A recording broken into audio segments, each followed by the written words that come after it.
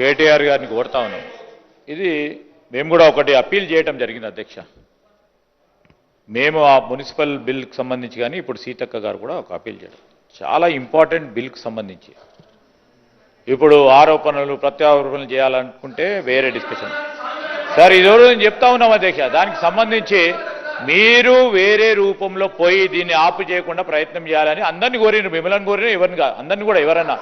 ఈరోజు ఈ బిల్లు ప్రవేశపెట్టిన తర్వాత ఏదో రూపంలో పోయి దీన్ని కాంగ్రెస్ ప్రభుత్వానికి మంచి పేరు రావు. కాంగ్రెస్ ప్రభుత్వం అని కాదు, బలహీన వర్గాలకు సంబంధించి దయచేసి ఇంతకుముందు మా సహచరులు పొన్నం ప్రభాకర్ గారు చెప్పినట్టు మీరు ఆమోదం చెప్తా ఉన్నారో లేదో అని రెండు విషయాలు చెప్పి ఈ బిల్లును మనం పాస్ చేసుకుంటే బాగుంటుందని మా అభిప్రాయం.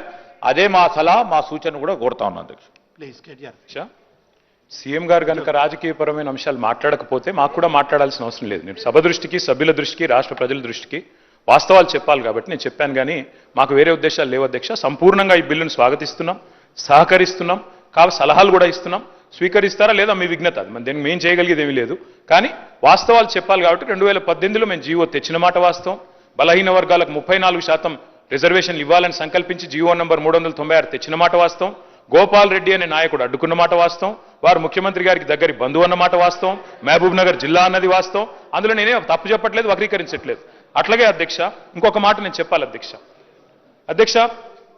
ఒక్క మాట దయచేసి నేను ప్రభుత్వానికి కోరుతా ఉన్నా అధ్యక్ష. మీరు మాట్లాడితే ఇందాక వేరే ఫామ్లో రండి, మరి హౌస్ ఎన్ని రోజులు నడుపుతారో ఇప్పటివరకు చెప్పలేదు అధ్యక్ష. నిన్న మా హరీష్ రావు గారు, ప్రశాంత్ రెడ్డి గారు ఇద్దరు బీఎస్సీలో ఉన్నారు, అడిగారు 15 రోజులు నడపండి, ఎరువుల కొరత ఉంది, 15 రోజులు నడపండి, రాష్ట్రంలో వరదలు వచ్చి సమస్యలు ఉన్నాయి, 15 రోజులు నడపండి, బీసీల సమస్య చర్చిద్దాం, బీసీ డిక్లరేషన్కి ఒక రోజు పెట్టండి అధ్యక్ష. బీసీ డిక్లరేషను, ఫార్మర్ డిక్లరేషను, యువజన డిక్లరేషను, ఎస్సీ ఎస్టీ డిక్లరేషన్ పెట్టండి, 15 రోజులు హౌస్ నడపండి. కానీ ప్రభుత్వం పారిపోతుంది అధ్యక్ష, హౌస్ నడపడానికి సిద్ధంగా లేరు. మేమేం చేస్తాం అధ్యక్ష దానికి? Service we take a strong objection అధ్యక్ష. మేము ఇక్కడే ఉన్నాం అధ్యక్ష, వాళ్ళలాగా పారిపోలేదు. ఈ రోజు మేము కూడా మేము స్పష్టంగా చెప్పడం జరిగింది, మా అభిప్రాయం బీఎస్సీలో చెప్పడం జరిగింది. ప్రజా సమస్యలపై వారు అనేక విషయాలను ప్రస్తావన తీసుకొచ్చినప్పుడు అన్ని విషయాల్లో కూడా డిస్కస్ చేయడానికి మా ప్రభుత్వం తరఫున మేము ఓపెన్గా ఉన్నాం. We are ready. ఎన్ని రోజులు అంటే అన్ని రోజులు ఈ సభ నడపడానికి ఎక్కడ కూడా వెనుకాడబోము. ఈరోజు ప్రత్యేక పరిస్థితుల్లో ఉన్న తరుణంలో ఒక పరంగా ఫ్లడ్స్ వచ్చినాయి, గణేష్ ఉత్సవాలు ఉన్న సందర్భము, వాటన్నిటిని కూడా దృష్టిలో పెట్టుకొని బీఎస్సీ నిర్ణయం తీసుకుంటుందని అభిప్రాయాన్ని వ్యక్తం చేశాం.